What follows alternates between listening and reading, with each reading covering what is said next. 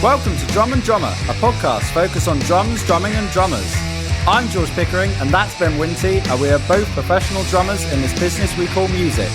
So stick around and join us as we pass the time whilst trying to stay in time. Wouldn't it be funny if Miss Henry had a wouldn't it be funny if Miss Henry had a wouldn't it be funny if Miss Henry had a wouldn't it be funny if Miss Henry had a wouldn't it be funny if Miss Henry had a wouldn't it? Welcome, Drum and Drummer. Georgie boy with me here on the Zoom call. On the Zoom call as always. Live from Brighton and Portsmouth. That's good. Thank you. Can I do It's Saturday night. Yeah, we should try and get like a... Ladies and gentlemen, presenting Who's the guy? Drum and the Drummer. The guy that does the darts. With your hosts, George, the Bride and Tashman Pickering, and Ben, head shaped like a butternut squash Winty. Something like That was good. That was good. That's killed a minute. Yep. It's a minute. Just 28 more to fill. Yep. How are you? Good, man. Yeah. Yeah, not bad. Bit tired. Yeah. Always. Yeah, it's just, you know, combination. Yeah, tired. it's been hot. Yeah, I've been working loads, but I've also been playing a fuck ton of PlayStation. Well, let's not talk about that because, you know, I'm not a gamer, so I get next to no. Do you know what? I have to feign interest to talk to people when they talk about their games. You know what I mean? I never go, I'm not a gamer, so I'm not listening. But I have to be like, oh, wow. Devil May Cry, you say? Tell me more about that game. And then I'm like... And does he cry? Yeah, I don't know what they're on about. Oh, Red Dead Redemption. That sounds fun. Let me just... Yeah, go on. Was there a Blue Dead Redemption? I don't know. But then I'll try and tell them about something I'm doing. Hey, so I've been learning how to swim. And then their phone's out and they're texting someone. Right, am I boring you now? Not you, obviously. No. But I was thinking of someone when I was saying that. So Got to direct the anger somewhere. Yeah. That's very important. This is rather than going to therapy. This is our therapy. I honestly, I found it to be very therapeutic. Yeah. Recording these. Yeah. But it also probably coincides with we started this as we were properly coming out of a pandemic. Yeah. So it was October. It was grey. It was, no gigs. A bit more broke. Yeah. Nothing to do. Just playing Monopoly. The only difference between this podcast is that we're not playing Monopoly now. Let's tell the listeners that during lockdown, Ben and I used to play lockdown 3, which was the worst of all the lockdowns. My favourite one, but the worst for most people. Yeah. We'd jump on a Zoom and we'd play Monopoly on our iPads together, wouldn't we? Yeah. From 10 a.m. till like 1. Somehow we always managed to do it for exactly 3 hours. So there'd be like a bit of That's sort of like how long it takes, doesn't it? Really? Yeah, but it was good. But then sometimes we'd get a game where it was just like the luck went very quickly to one player who just ended up with all the greens. Yeah. And it was game over. So we were like, we'll play another one. But then you'd also get into a stalemate. And then we'd just get into we'd get into a point where I was like, oh, okay, to prolong the game. Yeah. I'll buy that blue one off you. Yeah. For £5,000. For £10,000. Yeah. Yeah. And you'd be like, okay. And it's like, cool, now I've got a set, but I've got no money. But now you've got loads of money. I think you did that once and you said, right, I'll sell you all of my railway and these two. And then I somehow won. And it was just like, we almost had to go, right, just let's be honest. You did win that. Yeah. We'd get to a point and be like, right, you've won this now, but just for a laugh. Yeah, because it's only half 11. Yeah. I'll say, yeah. I'm going to go straight to the old Twitter, mate. Go on. Because we're picking up some heat. Well, I'm not surprised at your latest tweet. Christ. I mean, a few weeks ago I posted... I honestly, I was so pleased with this. Yeah. If you've not seen it, go follow us on Twitter, @BullDrummers. Yep. I saw in the news... the 1975 replaced Rage Against the Machine at Reading and Leeds Festival. And I just put, is Pepsi okay? I don't think I've beat that. I don't think I'll beat it since. I don't think I've ever done one better than that. No. But that's garnered at least 3 likes. And you were very happy that my friend Tyler Todd Yeah, the big Tyler Todd. That's one of the best names ever. Yeah. Tyler Todd, shout out. Tyler Todd. I don't know if he will be listening. I don't think he listens. Well, what's he doing with his life? Oh, exactly. Innit? Yeah, we've had a couple of things kicking off on here. We've been tagged in a couple of things. Yes, it's my mum. So she's tagged us in. Someone asking the question, what is the worst delivery company and why is it Every/Hermes? And as just looking through the comments, people are piling in with the vitriol towards Every and Hermes. Yeah. Yet there are people defending, saying their local agent, their local delivery guy is great. And even Barry from Oxygen Thief replying, said, we must have the only decent driver in the whole company. Don't think we've ever had a problem with them delivering us, even when they were Hermes. Yep. And also, just think back to a couple of weeks ago, we had Mel from the British Drum Company on. We blew his mind when we told him they were the same thing. Yeah. So that's all kicking off. It's nice to see some lovely delivery chat. It is. I think Every are actually good because I had a delivery from them the other day and it was the same guy who delivered it last time. I felt a bit bad because I'd literally just got out of the shower. So I was just in a towel and I was like, I'm not going to get dressed. You timed that on purpose. Yeah, exactly. Oh no, silly me. I'm nude. But I was like, I opened the door and I went, I'm sorry, mate. I'm just in a towel, but I'm sure you've seen worse. And he didn't say anything. And I was like, fuck. Just embarrassed myself there, but he kept to the window, as in like the time frame window, not your window, your bedroom window. He delivers. Then he stood outside the window staring in. Yeah, and then Cy Lawrence, friend of the show, he was on as a guest a few weeks ago, tagged us in. Someone has done a drum cover of Master of Puppets by Metallica, but like they've made a drum kit out of kind of paint tins and sort of bits around the house, really. Yeah. Just thought I'd mention it. Yeah, we'll post it. We'll post it on the old Insta. Yeah. Speaking of Insta, I saw something as well, which grabbed my attention. Was the punk and actually SW Lawden, if you're listening, here's a good punk tip for drumming. Hardware cases, do we need them is my question, because these lads just used a golf bag and rather than putting golf clubs in, just put all their stands and shit, which it sounds moronic, but when you watch the video it does kind of work because it's kind of got the little sections, it's got the sections to just sort of slide everything in. This is it. And then and built for being carried on the shoulder. So it's been designed for that. I imagine drum hardware's heavier than a set of golf clubs. Don't know. No. Probably have more golf clubs if you're a good golfer. It's true. What's the ratio of golf clubs to hi-hat stand, do you reckon? Like 7 in terms of weight? In terms of weight? Let's say a driver, the biggest club. Well, I think it's the biggest club there is. The Adam driver. Mini driver. Yeah. About 8. Oh, it feels a lot, hi-hat. Yeah, it feels a lot. But if you think about the weight of my DW9000. Well, that's a DW9000, isn't it? That's true, yeah. If you get some shitey big dog, or whatever they're called. But anyway. Ingenious. I also wonder as well, in the Marvel films, when they use a bag to put Captain America's shield in, have they used a symbol bag and rebadged it? Maybe. So, I mean, we need a circular bag. Yeah. Rather than make one, we'll just get a symbol bag and paint it. Well, I've talked about symbol bags before. When I wheel mine round Brighton, and I swear people look at me and go, what kind of suitcase is that, you freak? You know? Yeah. And they're probably not thinking. They probably are thinking. Yeah. It's just, You leave like the house. close family and friends. Yeah. What kind of case is that, you freak? Mum, why are you mocking me again? Right. What else are we going to discuss today? Because I want to discuss getting dropped from gigs, but we can save that. I want to discuss our Instagram poll. Oh my God, yeah, of course. Shit. So if you've not seen this, why are you not constantly on our Instagram? Yeah. But a brief background is you've got a gig coming up. Yep.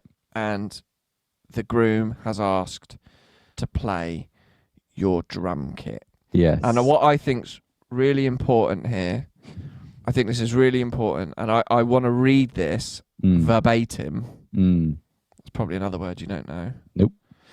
I'm not 100% I've used it correctly, but I think I have. Verbatim. I think it means exactly as it was written. Yeah. I did have one more potentially odd request. I'm a drummer myself and have played leisurely since I was around 8 years old, on and off. I'm not professional. I've never been in a band, nor played in front of any sort of crowd. Just gets worse and worse, doesn't it? But I'd love it if I could join the band and play the drums for one of their songs on the night as a bit of a surprise. It would be, of course, one of the songs from their repertoire that they were due to play anyway. Now, yeah, obviously my instant reaction is no. Yeah. And I know you're different. But I just want to point out some of the things in this email. Like, he's not filling us with confidence he's going to be any good. No. Because he said he's played on and off since he was 8, but he's not a professional. He's never been in a band. I think that's and he's the never mad played one. to a crowd. Yeah. And you want to get up on stage and play a song with a professional band in front of your new wife, all your family and friends, with a band of professionals that you've never met or played with before. Yeah. And you think that's a good idea? I think someone needs a reality check. Yeah, I think that's absolutely mental. Yeah. He's not even bigging himself up. When I've had it before, they're like, I play in bands all the time. Like, I'm really good. And I'm still like, fuck off. Yeah. But this guy's done him, be less confident, mate. Christ. Well, as we said, that's almost an incentive to let him play on the kit. Well, this is the thing. It's going to be so bad. You took it to the Instagram. I took it to the Instagram, boy. And I don't know the results of this. Well, somehow 20 people voted. That's good. And it was exactly 50-50. Was it? Exactly 50-50. Wow. So in the end, go on. So what's the latest? Right. So we just basically said, fine. Like I kind of, the way I think about it now is it's almost like an easy way to get a good review. Do you know what I mean? Because like, I always think of like someone getting married. They won't remember the whole 2-hour set. They'll remember moments. And if you let someone play your kit, they'll be like, "Oh, the band were great because he let him play a kit," and that's all he'll remember. And he'll be like, "It was a great night." But then if you say no, that and getting married, but he might almost, and it shouldn't be this way, but he might almost be like, "Oh, I don't like the bit." Like might pick a way. And I also think he's not going to break anything, and if he does. Yeah, because what it sounds like, he can't play the drums. This is what I mean, yeah. So we said yes, but it has to be a song from the first set. Like, just because I think I've said with this band, it's Josh Rowe. Rowe, do you want to do it? Rowe. Josh Rowe, row your boat all the way to the shore. There you go. That's how you have to legally say his surname. Mm-hmm. It's his band. It's on his passport, I think. And whenever I played with them, it's like the first set is fun, it's medleys and it's kind of almost jamming to a point. But then there gets to a point in the second set where it's all just kind of fast and just in your face and just bang, bang, bang, Well, the first set is always just fluff. Yeah. Because people don't really care. They're outside, they're drinking, whatever. So that's where you pop in your brown-eyed girls and your twist and shouts. Exactly. And your superstitions. Exactly. So I haven't told you any of this, the latest, and you'll love this. Okay. You will love this. Yum, yum, yum. Fill my plate up, Georgie boy, because I am hungry. So we said to them, yes, you can play, but you have to pick a song from the first set. Sure. So it doesn't ruin the flow. So Josh sent over like our whole set list and said, pick one from the first set. That tantalized his taste buds. And he looked through our full set and said, oh, in the second set, they play Figure It Out by Royal Blood. Yeah. Which is, without a doubt, my favorite, my favorite song to, just talking a lot. You talk so much, you choke. So we get this email. I'll tell you what it says. You're not going to believe this. Got it right here.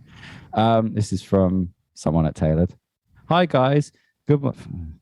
Thanks for sending me the set list. The groom has said I'd also like it if I could play along, interesting phrase. to Figure It Out by Royal Blood 2. I don't know why he thinks he's playing more than one song, but anyway, if I could play along to Figure It Out by Royal Blood 2, as this is the song I practice most and would feel most comfortable playing. It would also be great if it could be early on in the first set, so I'm not anxiously waiting around for it. Ha! You put a ha at the end. And then the person that tailored put, is it possible to move Figure It Out to the first set? If not, I will ask the groom to pick a song from the planned first set, Please let me know your thoughts. I get this email immediately before I was about to go swimming yesterday. And I was like, if I reply to this email now, I'm going to offend someone and get sacked. Yes. So I sent it to the lads and said, absolutely fucking not, And Josh came back with a brilliant message to send to them, which I pretty much wrote word for word. Our set is carefully crafted and specifically ordered to provide a great performance, and that song appears in our second set with other high energy rock songs. We as a band think this will disrupt the flow of our set, so we kindly request the groom pick a song from the first set. And she was like, I've explained that to him, we'll let you know. But here's my fucking thing about it, right? So I bought that kit when I was 17. I've maintained it to a point fairly well. On Thursday, I have to, at some point in the day, take that kit out of my wardrobe, put it in my car, make sure I haven't forgotten anything. It'll probably be hot. I'll be sweaty. I've got to drive to Horsham. I've got to find the gig. I've got to take it out, got to set it up. I've got to sound check, wait around for 2 hours for no reason. And then at the end of the night, I have to pack it all down by myself, put it all in my car, drive back, get back to Brighton at 1 or 2 in the morning or whatever. Because we don't actually finish playing until 11:45. And then I have to get it back into the flat without waking up any of the neighbors, get it in, get into bed about 3 or whatever. It's a long day. So I'm not fucking doing that and having some cunt play my favorite song. Do you know what I mean? Like, there's no way. If you want to play Figure It Out, you start a fucking band and you fucking play Figure It Out. Do you know what I mean? Like, I love this. I love this. I'm not setting it up all for you so you can play my favorite song. Do you know what I mean? Yeah. Fuck that. So here's my take. Yeah, go on. Here's my take. One, I fucking love how angry you're getting. Yeah. I am absolutely lapping that up. You have filled my plate with a nutritious meal, and I am chowing down on that sweet, sweet anger. Yum, yum, yum, yum, yum, yum, yum. With a lovely drizzle of bitterness. So, yeah, I completely agree. And that's a huge part of why I don't like people doing it. Not only is it just breaking things and stuff like that, and I don't want people moving anything, but it's like, you want to do it that bad, you fucking do it. Yeah. You do it bad. Because the fucking hours and graft we've had to put in and the shit we've had to put up with to be in this position, you can go fuck yourself. Yeah. Right? So, lovely response from Josh. Lovely. Because that was not what I was going to write. I was just going to write, fuck off. Now, here's what I'd have done. With my extra year's experience, is I'd have only sent the first set over. Yeah, I know. That's what in hindsight, I was like, but. Right.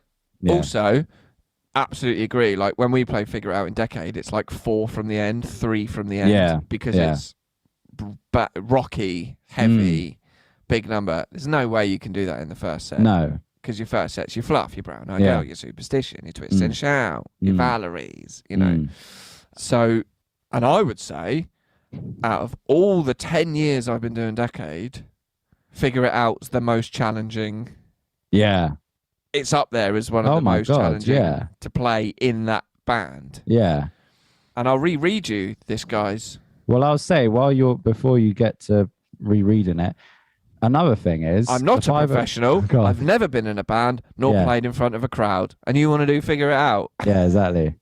Because there is a tiny part of me that goes, he wants to do that song. It would be hilarious to watch him do it in the kindest way, because it would go wrong. That's the thing, it would be brilliant. But the thing is, it's like in the grand scheme of things, even though I've been playing with the 505s for like 3 or 4 years, we probably haven't done that many gigs. We've probably done like 10 gigs together, and playing that song with those lads is terrific fun, because They have a ridiculous setup of pedals and stuff, and it sounds insane. And it's like, it's not like we're playing it every night and I'm like, yeah, I'll let him, you know, genuinely, like that's a peak moment in the set. Maybe my favorite song to play. So has he picked a song for the first set? No, he hasn't yet, because he won't, because it was shit. Yeah, exactly. exactly. I don't know the set, but like that's the thing, and that's the thing as well, isn't it? Like when I play Brown Eyed Girl pretty much every gig apart from freshman year. It's just one of them that's constantly in the set. It's so boring now. It's so boring. Yeah. And it's like, you want to play drums at a wedding? Play that one. Play that one, because that's what the reality is. Yeah. But I'll say one more thing just to end with this is like, I really hope he isn't like a dick about us not letting, because it was almost like we've been so lenient. Like 90% of bands wouldn't have said yes to this. They'd be like, no, fuck off. You know what I mean? So the fact that we've even said yes, and it's like, because we haven't let you play your favorite song, it's like, I don't know if I've got this image we're going to be playing on Thursday, and he'll be watching us play Figure It Out, and he's like, why aren't I playing that? And it's like, you have no idea how kind we've actually been to even let you play anyway. So we'll see how it goes. But but I'm not a professional. I've never been in a band nor played in front of a crowd. Love it. Absolutely, I think it's just I like the fact that that's your favorite song. And that's part of why we do this. Yeah, exactly. Actually, there are moments we enjoy. Like freshman year, I love all the fucking songs. And we played a gig last weekend, and it was so much fun. Yeah, playing like "Killing in the Name" and The Offspring and Green Day and Blink, and I played 2 Fall Out Boy songs. I played "Sugar We're Going Down." We did that for the first time. Yeah, I'm like, yes, and I don't want. I've worked so hard to get to that point. I don't want someone else taking the fucking glory without doing anything for exactly. Because that's another thing. Paying me very well, but that's irrelevant. Another thing. Everyone will be. You're getting married. Isn't that enough? Everyone will be going really crazy for him playing not that well. You know. Keep us updated, Georgie boy. I will. With, What song he picks? And I will. Maybe you could even like post the first set and then see people can guess what song he's going to play.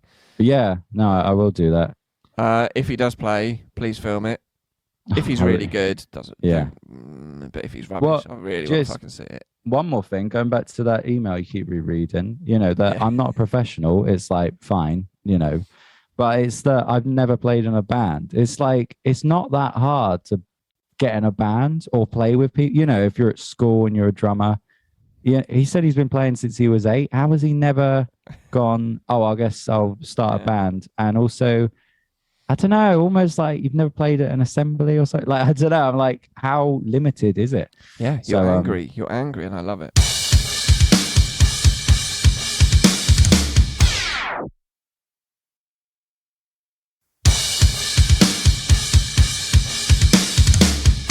Anyway, let's move on, Georgie boy. Let's move on. I have something to talk about, which in terms of correspondence, I want a lot of correspondence from this. If you're listening, please email or drummandrummerpod@gmail.com. Yeah. Ball Drummers on Twitter, Drum and Drummer Podcast on Instagram. Bosh. That was quick. I double checked it before I came on. Did you? So basically, right. So I'll give a backstory to this. What I'm going to talk about, Ben, is you and I are going to have to become vulnerable in discussing these things, which is probably quite a good thing, because I feel like last episode we're like, I make so much fucking money from acoustic set. It's easy. Don't even need a cajon. But I'm going to flip it on its head. So I played a gig with some guy. I won't mention the band name, but I've talked about them on here before. And I'd originally had 3 gigs set up with him in July. And I texted him at the start of July and I said, hey, mate, hope you're well. This is after I played a gig with him, by the way. I said, I've got some dates in my calendar that I've got down as gigs with you. July 23rd, 24th, 25th. Do you still need me for them? Let me know. And he just never replied. Didn't even see the message. And then I saw, he got some other drummer playing the gig. Now that happens a lot, as like a session musician, people get dropped sometimes, but it was almost the fact that he didn't even reply, and it's like, well, that's just rude, isn't it? It is. And it's like, I can take it But it's like, but now it's kind of just soured it all. Because it was like, I felt like we got on as mates, you know, that one gig we had, and it was like, it was chatting and stuff. And if he'd have said to me, hey man, here's the deal. I kind of want someone that, you know, because he's sort of London based. If you're going, I want someone that's in London so we can rehearse every week, or even you're just not right for it, you know, or you're shit, or I hate that you're bald, grow some hair, you know, anything. Maybe that would be weird. But you go, oh, okay. But it's the fact he didn't reply. So I'm going to tell a few stories I've heard, because this is something that I found interesting recently. So I won't mention their names, but I played with a guitarist the other week who was talking about he auditioned for a gig, and great guitarist, you know him, and he didn't get the gig because he was too old and didn't look the part. So sometimes it comes down to image. I'll tell you who it is later. And then the other week I was also playing... we got a proper tell me off air moment. Yeah, I know. That was a good one. And then the other week I was playing with this bassist. What phenomenal bassist. One of the best bassists I've ever played with. Just amazing. And on that gig, he was watching videos of an artist he was meant to be playing with that night, playing BBC One Big Weekend or something. But he'd been dropped from that gig for the most insane reason. Okay, so this artist, I can't remember the name, but they're a black artist, and they sacked their whole band because they wanted the band to be all black musicians, and this guy's white, and he got sacked. And then it turned out the band only half is black and half is white now, but he was getting really pissed off, and he was like, I literally got sacked for, you know, being white. But it's not even the race part of it. It was just how he was just like, I thought we got on really well. He was like, I was with this guy for years and it was great, and then just out of nowhere, he said, hey, man, I'm taking a different approach. And so even though he got the message, he was still like, what the fuck? Like, because it clearly wasn't about race. And I don't know, he just wanted to get rid of him. But the point being, those two people, amazing musicians, like phenomenal, but they still got sacked from the job. And, you know, it even happens in big things. I mean, Billy Joel, he sacked his drummer for 35 years because he asked for a pay rise or something. And it was like, you know, it happens all the time. But I kind of, I thought it's such an interesting thing to talk about, because it's like, I don't know. Let's so go cutthroat. To that weekend that you were meant to play with this artist. Yes. So at what point, because he never replied to you. No. So at what point did you go, oh, well, I'm not doing it? I think, well, because that was, it was the weekend of, let's say it started on the 22nd, and I texted him on July the 3rd, and I think I still had those 3 dates clear. I think it was like Friday, Saturday, Sunday, as in like I was keeping them free for his gigs. But then it got to a point, I actually texted you and said, look, if you've got any gigs, I think it was that point, and you were like, I don't either. I don't even have any gigs. No, but it was like, but I think it was that point, and but I think that was the problem, because then it's suddenly like you're holding on to a whole weekend. Yeah. And maybe you turn down other things. Yeah, and then you see it on Instagram. That's why you want to know, like, am I doing these gigs? And that's what we need, like, and that, when we ask deaf musicians about filling in for our bands, it's like, I don't care if you can't do it, just tell me you can't do it. Yeah. Do you know what I mean? It's not bad news. Don't think you're offending me by saying I'm unavailable. No. No, sorry, I'm unavailable. Cool, I'll move on to the next person. Yeah. You know? But you need to sort of know what you're doing with your weekend or your diary.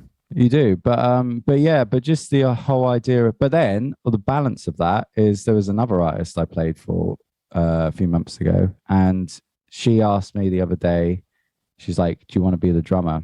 And I was like, yeah, cool. And she was like, okay, I'm going to go and tell my drummer that he's done, you know? And I was like, it's so cutthroat. And I'll tell one more story just to kind of really make myself sound unemployable. There was this I think we've done that in the previous 39 episodes. But it was someone I was playing for a few years ago, and I got on great with the singer, but the producer just hated me for whatever reason. And he was, met you. Yeah. he was trying to find every reason to get rid of me. And then there was this one week I couldn't turn up to a rehearsal, and that was it. It was like, he was like, right, we're getting someone else in then. But I didn't even get like a call or anything. It was just suddenly like no more text, like, "Hey George, rehearsals this week." It was just like that was it. And yeah, it's fascinating how cutthroat it really is in the the session musician world. You don't even often get told you're sacked. You just don't get called again. But I just found it interesting. I've just spoken to musicians recently about it, and they've just not even asking. They've just told me, "Oh yeah, I tried for this gig, but I wasn't this or wasn't that." But yeah, I thought it'd be interesting if whoever's listening send in any times you felt like you've been like, I don't know. Yeah, have you been dropped from a gig or sacked from a gig, and why? Have you been given a reason? Was it amicable? Was it just out of the blue? Yeah. Anything like that. I think that's why I guess it's not a reason why I haven't, but like I think that is just a risk being in being someone's session band. You are disposable. Yeah. That's the thing. And I might be wrong, but I heard that someone I know was playing with Lewis Capaldi until he got big. Right. And then he wasn't. Yeah. And actually, that's literally just reminded me. So in my sort of final year at uni, horn players were like branching out to do other things. Yeah. Rather than just orchestra, because it's like, to earn money, you've got to do loads of different things. And a friend of mine, John, is the best surname ever, Killshaw. Oh, lovely. The Killer. We used to call him the Killer, right? And I remember we had a new head of brass who was the runner Roger's Black brother, Nigel Black. He was meeting all the brass students once and introducing, and he said, "Oh, what's your name?" He said, "I'm John Killshaw." He said, "Killshaw?" And he said, "Yeah, kill, as in the killer." Something like that. It was quite funny. But he was playing in this sort of band, and they were starting to pick up a little bit of heat. And the singer of that band was one Florence Welch. And then a label came along, a big label, and like, "We really like you, but you got to get rid of your band." Yeah. And she did. And she just ditched them all. It's like an 8-piece band. Yeah. She just ditched them all. And I remember the Killer being really gutted. Well, of course you would, because it's that thing, that bassist I was talking about the other day. We were at a function gig, which is quite a step down from main stage BBC One. Is it though? Well, maybe not. Not when you're playing with, I won't say the band name because it might be obvious who I'm on about. But like, I remember just seeing him watching these videos, and he was kind of saying to me, he was like, "He's shit, isn't he? That bassist, he's fucking shit. Listen to him." And I was like, thankfully, I've never had that thing where it's like I've been dropped, or I don't play with someone anymore, or maybe don't even get the gig, and then see them go off. And you've kept your career nice and low, so you never. Thankfully, I've never played for anyone that's ever gone anywhere. But I'll say one more, because this one's fascinating, and I won't say the artist name because then it'll be obvious. But a pretty big artist sacked one of their band members because he developed alopecia and went bald and suddenly didn't look the part. So I bring it in, brother. You are welcome here. Yeah, exactly. This is your home. Yeah, I don't know what that means for us. Come on in.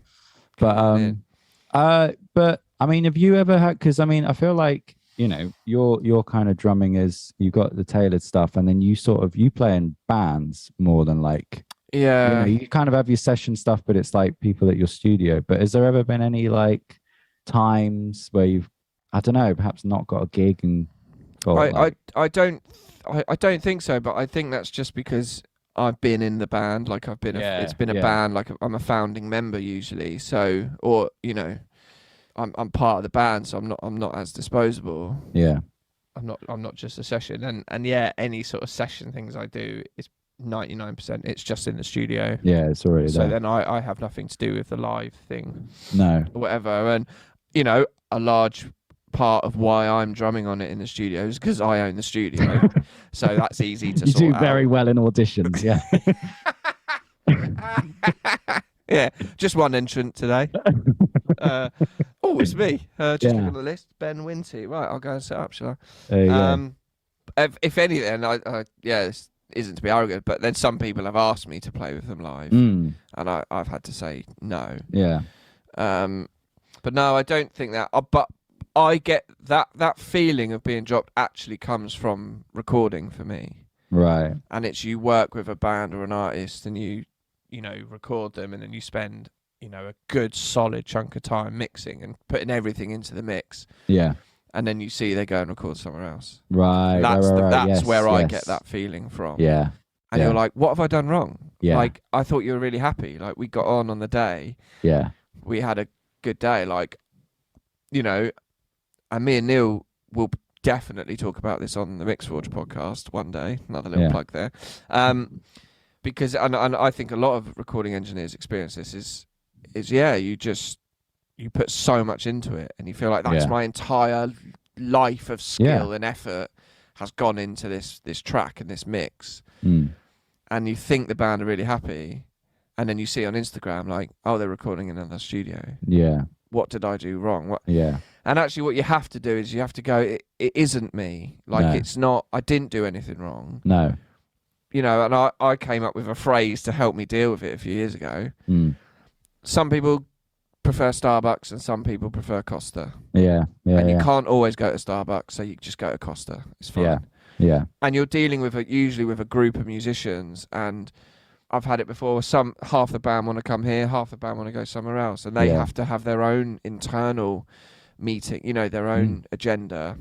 And sometimes it's just people want to go try out somewhere else, or they've got a new band member in and they have an in somewhere else, or they've moved. One of them's moved, so they're more based in Southampton than they are in Portsmouth. And, and it's very tricky. And I think myself and Neil are getting to a point where, and it's taken longer, I'd say, with recording than it would have been with drumming. But to get to a point where you go, well, no, I believe what I've done is good. Yeah. And so the reason they're not coming here is actually nothing to do with me. Yeah. And it is nothing to do with my work. And it's a very hard place to get to. Yeah. But still every now and then, or even like, just a band, like, why have they never come here? What are we doing wrong? Why has this band not come here? Or whatever. And then but you have to also tie that in with some people won't come here because it's too expensive. Yeah. And it's like, well, fine then. Yeah. And you go, oh, should I drop the price to get... No, I'm putting value on my skill and effort, and that's what it is. But I definitely get that with recording. And it can be a bitter pill to swallow when you see. Yeah, definitely. Someone else has gone to record somewhere else, or even if you hear another mix, you're like, fuck, that's better. Yeah. Rather than, for me, it's been that rather than like playing for an artist and then seeing someone else play for them as they go up the ladder. Yeah. No, I once heard someone say it brilliantly. They said, like, I don't know, being confident isn't going, I'm going to get this gig. It's going like, I'll be all right if I don't get this gig. Do you know what I mean? It's not like, because otherwise if you expect to get everything you ever audition for or whatever, or never expect to get dropped, then you're just living in fucking,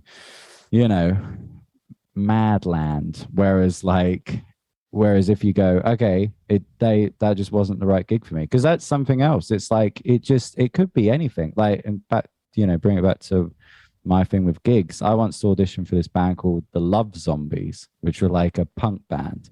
And I remember I sent over some photos to them because they were like, we want to see what you look like.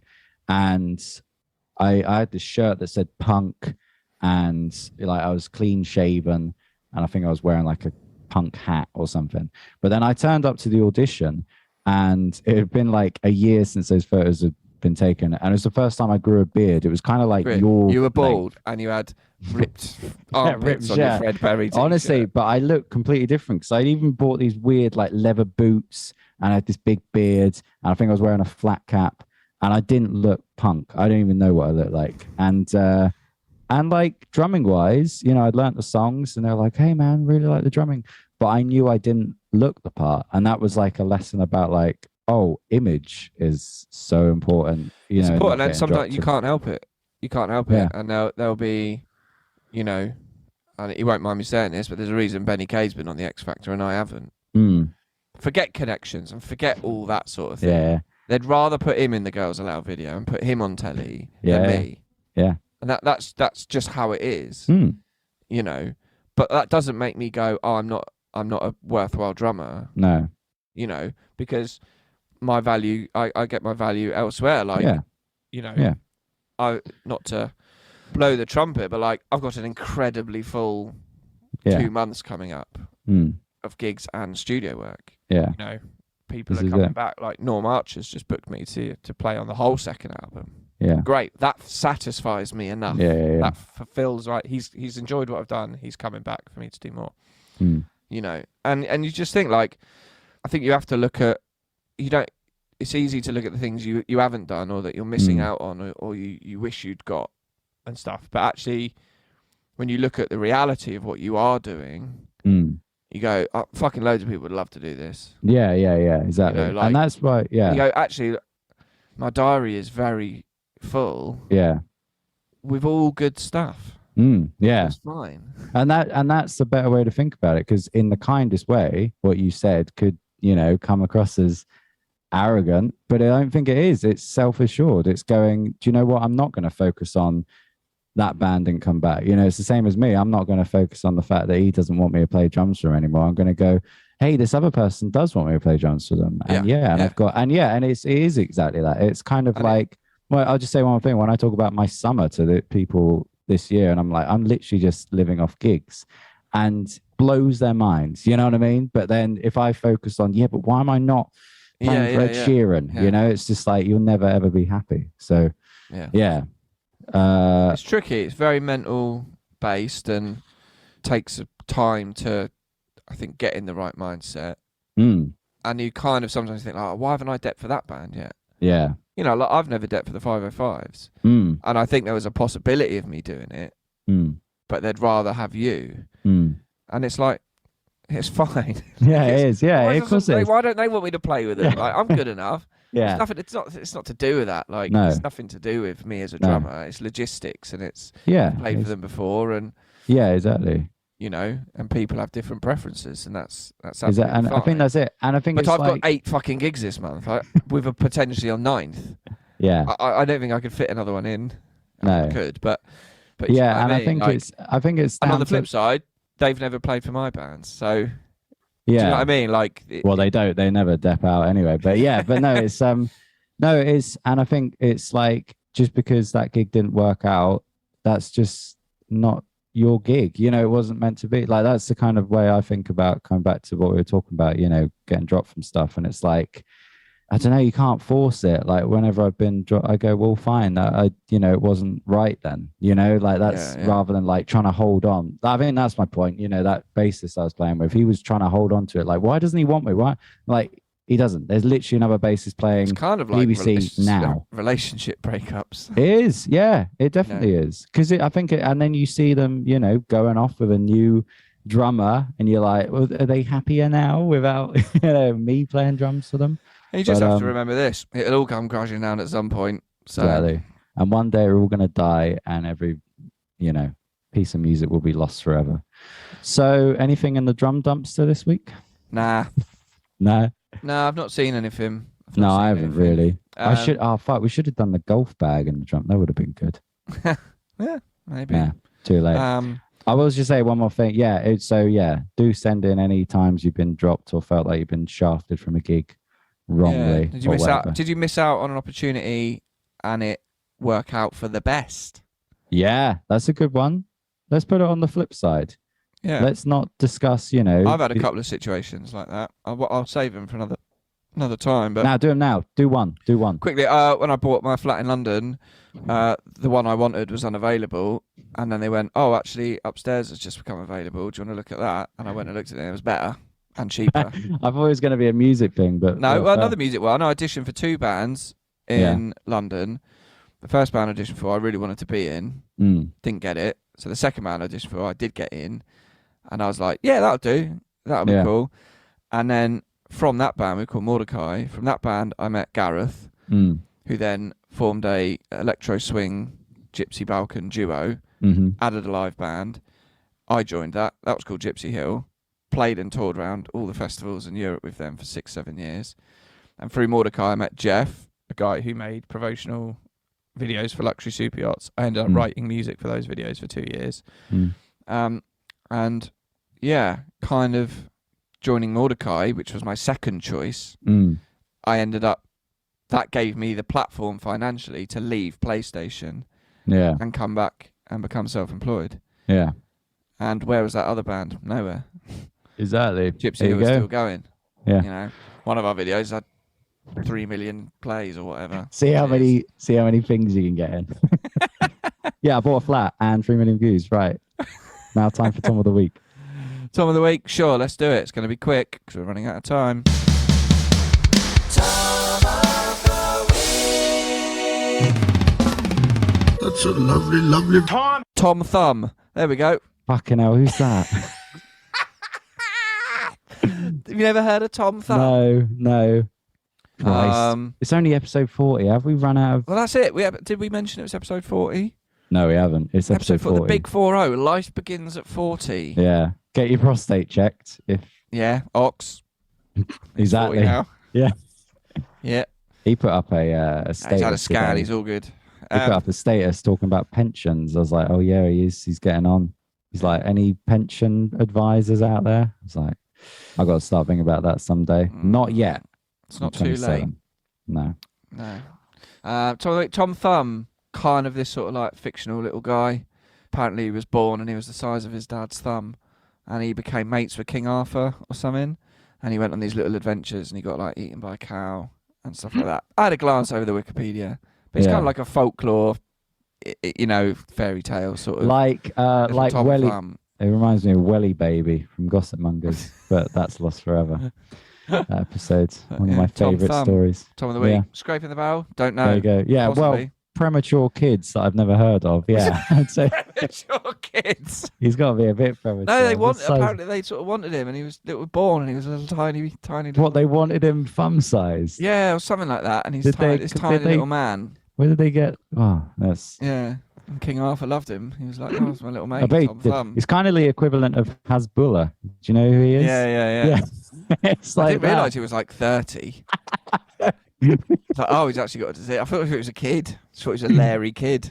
Yeah. Nah, he's got some disease that will kill him eventually. Well, right, I'll end on this though. That disease that he has, did you know there's another person that has that disease, but they managed to stop it and he grew to normal height? You will never guess who it is. Tony Blair. Lionel Messi. Huh. Yeah, he had the same thing as Hasbulla, but they actually got it treated and then he grew to a fairly normal height and is, normal. Still quite short. Yeah, didn't work fully then. And it worked out for him. Did. He's done all right. He has done all right. Tax issues though. Anyway, that'll do, won't it? Yeah, good. Right. We'll be back next week. Yeah. Have a good week. Whatever. I don't know. My mind's gone. Frazzled. Frazzled. Frazzled. Meatballs for tea. See you later. Bye. Thank you for listening to Drum and Drummer. You can find us on Instagram at Drum and Drummer Podcast. And you can send us an email to drumanddrummerpod@gmail.com. Remember, just pick up the sticks and twat it.